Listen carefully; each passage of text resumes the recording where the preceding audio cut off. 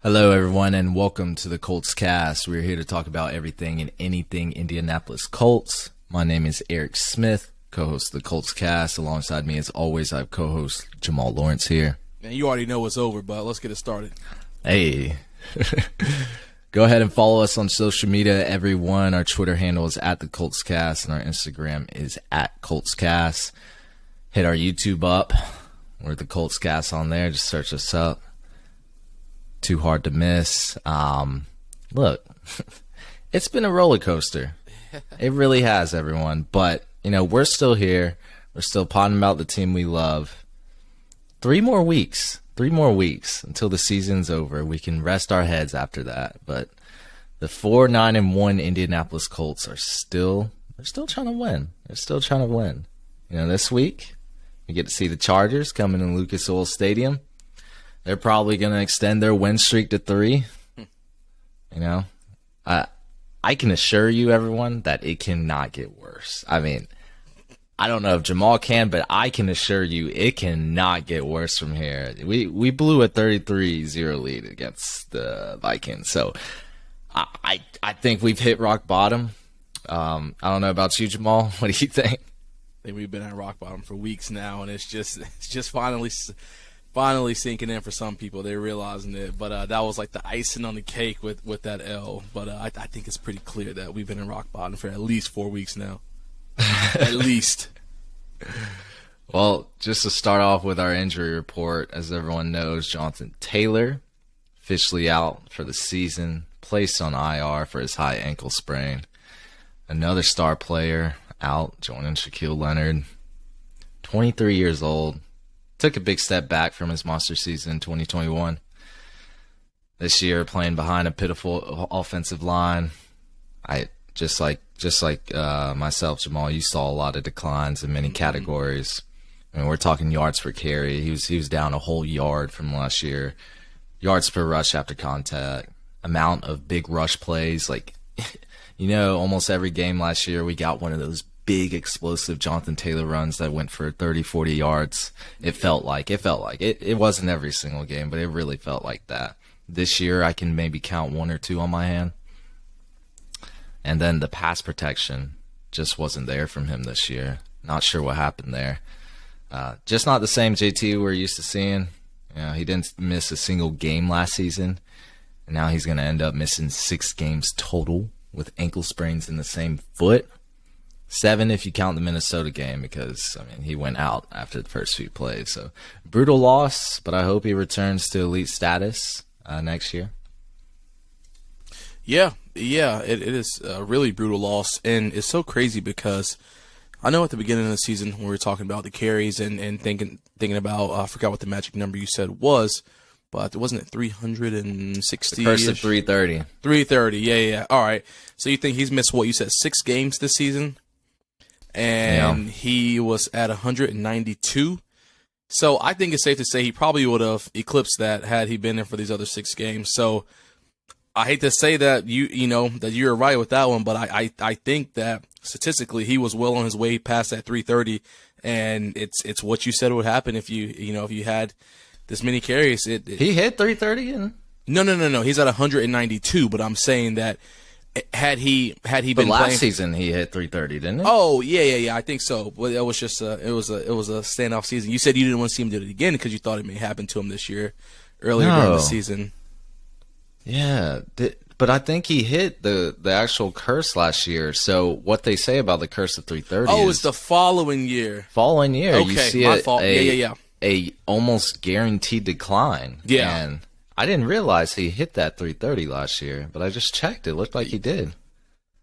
Yeah, so you were 100% right. 100% oh my God, right that curse is real. It's worse than the Madden curse.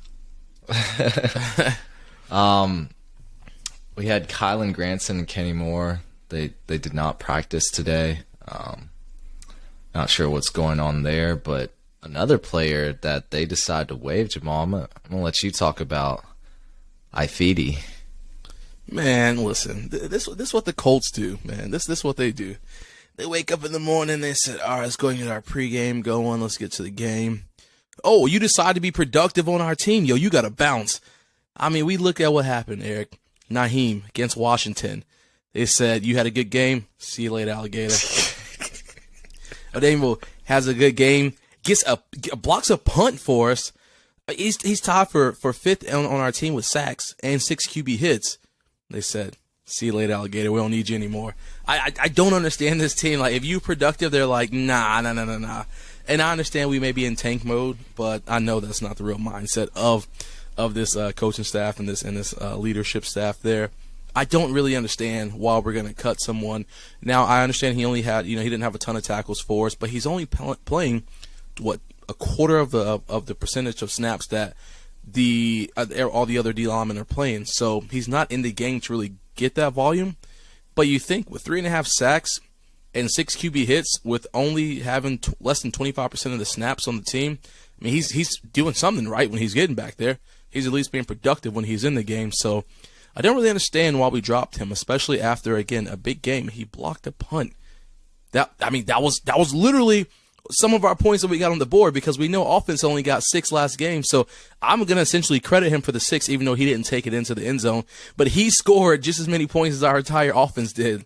So I just really don't understand what the Colts are doing, because every week is just something new. You just kind of have to scratch your head and say, I don't really know what's going on out here. Hey, you're a really good rotational player. Get him out of here. Yeah, but Ifeadi Odenigbo released on Tuesday.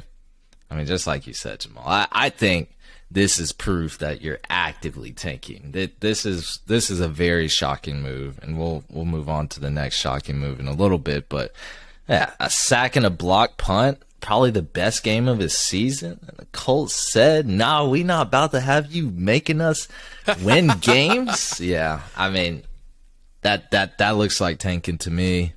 I don't have any other words for that. It's just I hope he produces somewhere else. Or maybe he gets another chance with the Colts. We'll see. But and at the end of the day, if this makes our draft stock better, I guess I can't hate them for that. That's right. That's all part of the plan. Yeah, it does impact the winning culture, though. Fans are still going to be fans. We want to see players do well. We also want the best draft pick. So two conflicting ideas going at each other right there. But let's get to the biggest move of the week. For the second time this season, Matt Ryan is headed to the bench. It's crazy.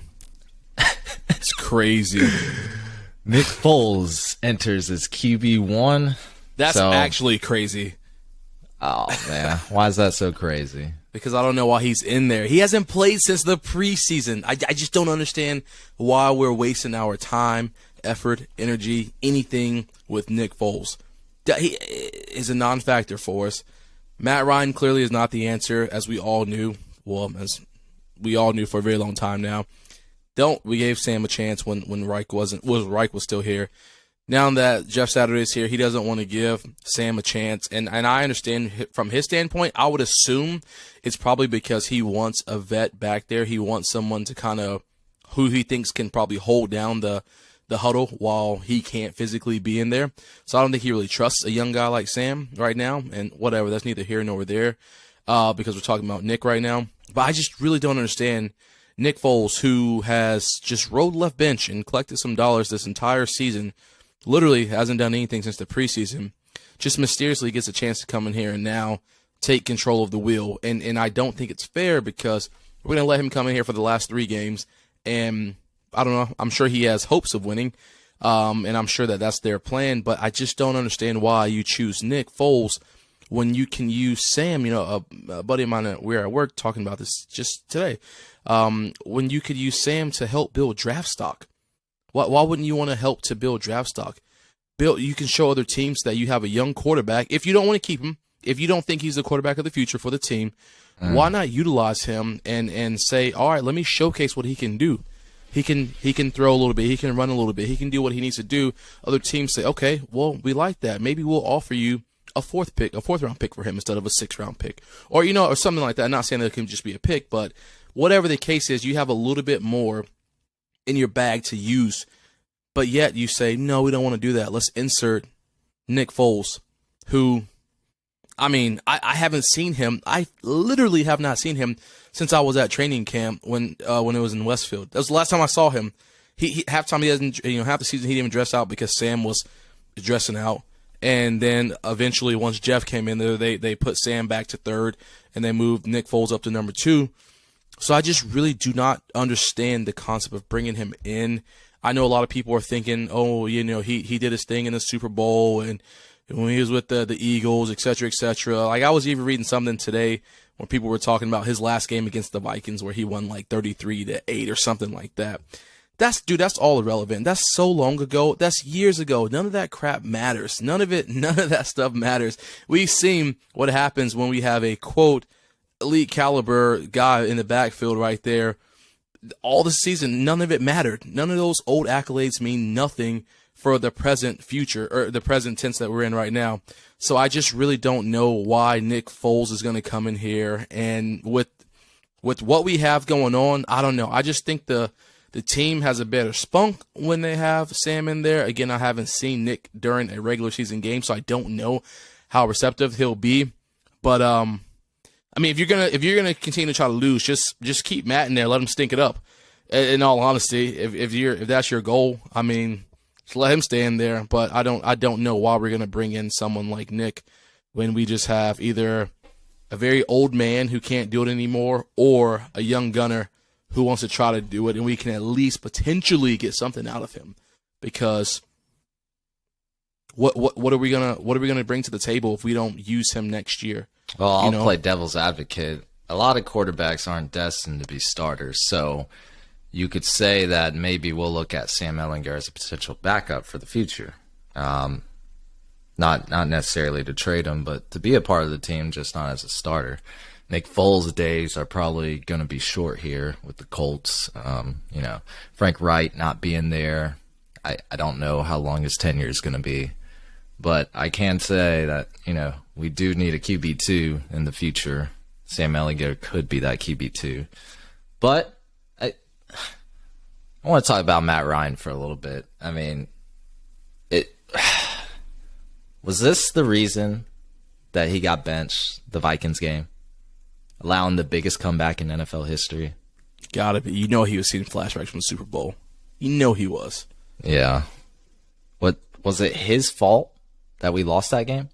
The reason why I'm going to say yes is because the offense didn't do anything. The offense wasn't productive. It's one of the O-line's best games they had blocking. For holistically, one of the best games they had blocking.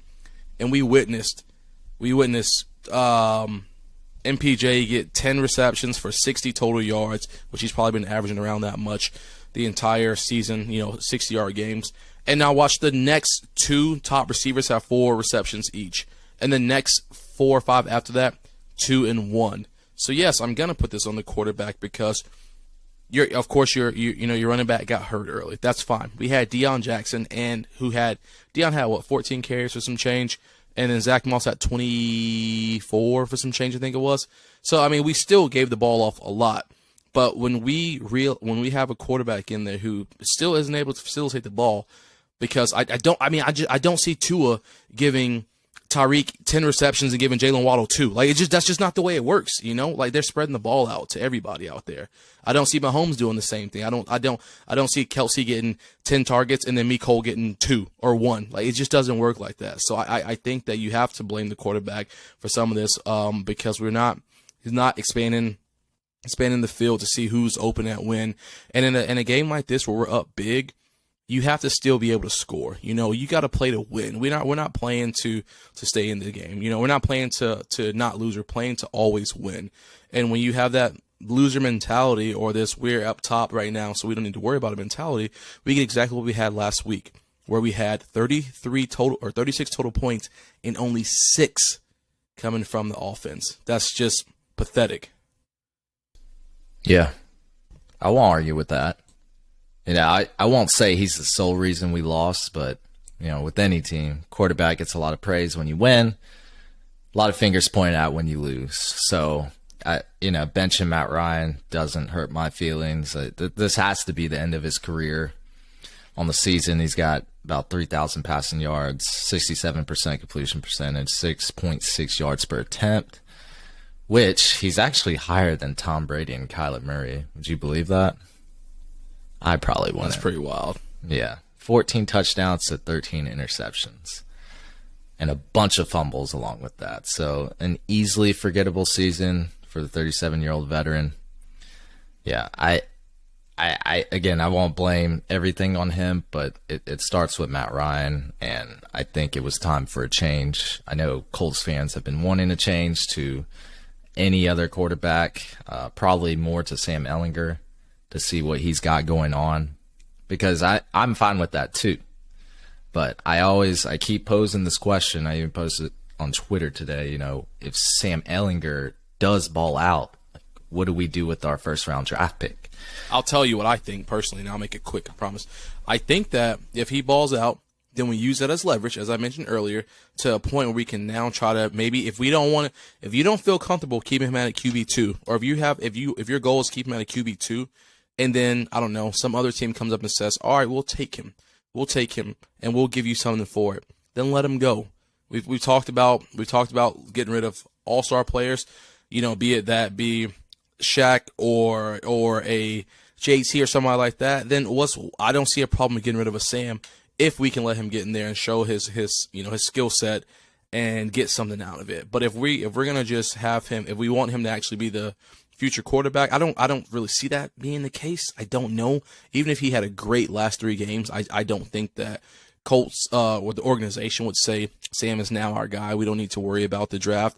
I think that they've been plagued enough with this game of QB crisis, and they probably want to get a finger on it now. But I think that we just need to allow him to be in there, because I don't know. I just feel like his draft stock, or he could help our draft stock in the long run if we can let him showcase what he can do versus sitting on the bench what he can't do. Yeah, I think Sam Ehlinger is kind of put in an impossible situation right now, because if we draft a quarterback, you know, they have years and years of team building, of, okay, we're going to build around you because you're a potential franchise quarterback. They have time to show us if they're the real deal or not, probably 2 to 3 years.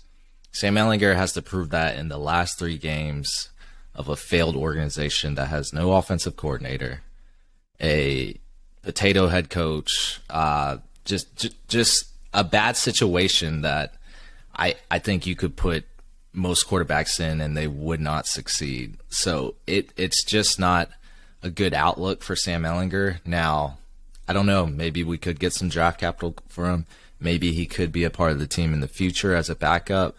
To me, I don't think whatever quarterback you put back there, we're probably not going to be seeing much great action from them. It's just it's a bad situation.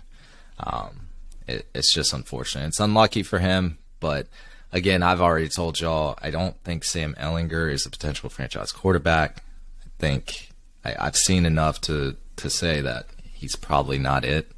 And I do not want to forego drafting a higher ceiling quarterback than Sam Ehlinger just if he balls out, you know, against the Giants or the Texans. I'm not excited about that. So. No, I definitely agree with that, and I think if that were the case for him, you know, and he feels that he's still just being toyed around, then I would request a trade. You know, I don't know the details of the contract, but get out of there then. I mean, get out of there.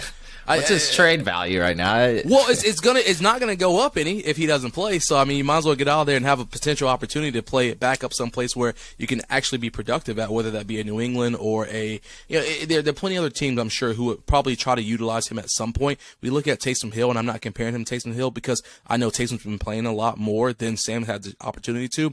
But I look at somebody who was able with a Sean Payton to come in and still get an opportunity to do something.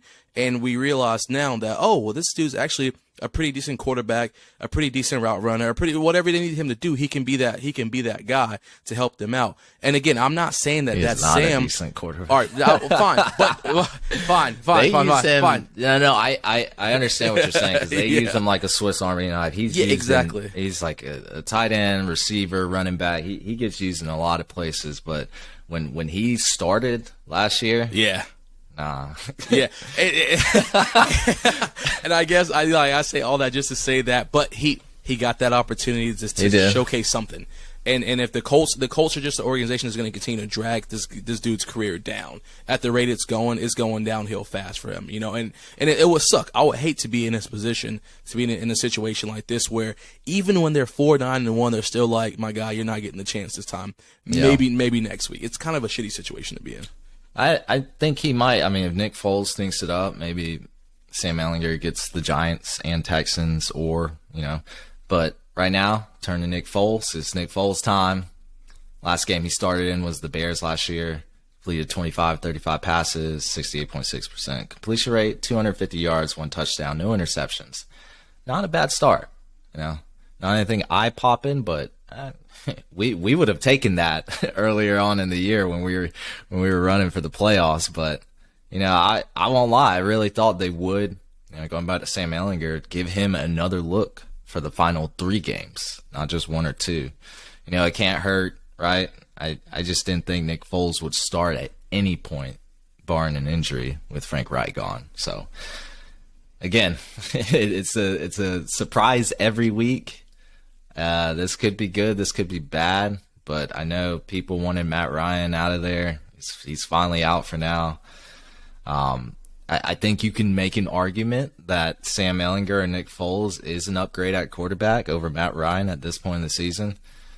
Ryan's lack of mobility, we've seen it. His potato noodle arm, it's just hindering our offense. And Foles isn't as shifty as Ehlinger, but like he said, veteran experience, that non-potato arm. We could see the playbook open up just a tiny bit more than we're used to. I just hope it's a fun game again, but for all 4 quarters. I don't want to be depressed for the second half. But, let's see what Nick Foles is about. Let's see, what he's going to do for us. Yeah, no, I think against the Chargers, who have been, I know they're on this, they're on a win streak right now, but I don't think they've been the hottest team out there right now. And looking at their point differential, just like the Vikings, I mean, their point differential is still negative for them. So I think it's going to be a more interesting and fun game than we think it probably will be. I expect it to be a close, low-scoring game. But I think it'll be a little more interesting than I think. I don't know. When I say, I guess I shouldn't say low-scoring. I should say medium. I think that both teams will at least score 20 points. So I shouldn't say low-scoring. I say 20 points apiece. I'm not going to give I'm not going to give a score. I think the Colts probably lose 27-24. But it's going to be that close. I think it'll be closer than what you think. It's a Monday night. I keep trying to tell myself it's a Monday night after Christmas. The Colts should do something. All right, but let me get. But at the same time, it's just like, oh, Jesus Christ. I mean, you don't know what to expect, but I do think it'll be a little closer than we wanted, just because the Chargers are not that good either, but I don't know. Yeah, I'm a stat person. Y'all know I am. So, look, I love looking at the numbers. They don't lie. Jamal thinks they're a trash team. That's fine. I think the Chargers, they're a pretty well-disciplined team. They pass heavily. They got Justin Herbert back there. They don't really have a run game. I mean, they run pass plays 2 out of 3 times. So we know what's coming. Like, I think Gus Bradley's defense is actually a perfect matchup for them. We don't rush a lot. We got to make Justin Herbert make good decisions in tight coverage. We're going to have 7 people back there, drop back. I think it's going to be a good matchup. But yeah, they pass 66.7% of the time, right behind Tampa Bay. They're second in the NFL in running pass plays versus run plays. They don't commit a lot of penalties. They don't turn it over. They're top 6 in both those categories. And what I'm really worried about, and I mean, we saw what the Vikings did to our defense in the second half, but this offense is also, I mean, it's pretty high powered in the passing game. They finally have Keenan Allen back and Mike Williams. They're healthy. They're healthy now. They've been gone for a while. Justin Herbert had some rib problems in the middle of the season. Should be healthier. And he's got his weapons back. He's had Austin Eckler this whole time. Top 5 pass catching back. You remember the Commanders game? They gave us trouble with pass catchers out the backfield. Antonio Gibson, Brian Robinson Jr., they were eating on us on every route out the backfield. We just couldn't cover them. It was weird. So they could really roll us here, but then they also couldn't because I think just the Gus Bradley system is a nice matchup. I can see it. I'm, of course, going to side with you. Colts are definitely losing this game. The score prediction, I'm thinking a weird number, like 16-34. Ooh, all right. I like that. You throw Nick Foles back there. What? I did say the playbook would open up a little bit more, but come on. I don't want to be too generous here. No Philly specials? No. I told y'all, after that Vikings game, I am on the loss train. Like, there is no way I'm predicting another win for the Colts ever again for 2022. I will say the Chargers' offensive line, it's pretty garbage, just like us. Except they have a reason why it's bad. They lost Rashawn Slater. He's possibly out for the season. They just got Trey Pipkins back. The run game sucks too. Like, you don't see Austin Eckler breaking out 100-yard rushing games. It's always running for about 40 yards, 30 yards, and catching an absurd amount of passes a game, like 9 catches for 82 yards. Unreal. Yeah, they love passing the ball. So we'll see what happens. Yeah, we will. We will on a Monday night. I want to know what the views for watching the game are going to be. I need to know those TV stats because I got a feeling people are going to be like, "Oh, this is the day after Christmas. I can find something else better to do." Because nah, man, they want to watch the Colts. To see if they can embarrass themselves any more than they did last week. we bring entertainment to televisions around the nation. Unwanted entertainment. Nah, people were hyped to see us. Must-see TV. Yeah, people were hyped to see us break records for the wrong reasons. So, I'm going to be watching the game. Oh, yeah. Monday night. I wish I was more excited to watch it. I wish we were in playoff contention. I think we technically still are. We still have that 1%, like maybe 0.5% chance. Hey, all I'm going to say, I'm going to speak on what I said last time.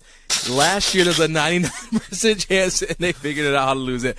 Yeah, last week, there was a 99.6% chance Colts will win, and they figured out a way to get that 0.4 in there. So you're right. The Colts can always figure out a way to get these absolute nothing percentages in there, typically in the negative.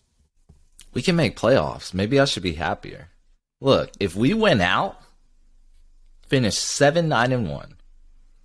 If the Jaguars lose to the Jets, the Texans, and then beat the Titans, and then if the Titans lose out to the Texans, Cowboys, and Jaguars, baby, we are in playoffs. I think we win the AFC South like that. Do really want to watch the Chiefs or the Bills drop an 85 piece on us. Like, that is, you actually praying on the Colts' downfall.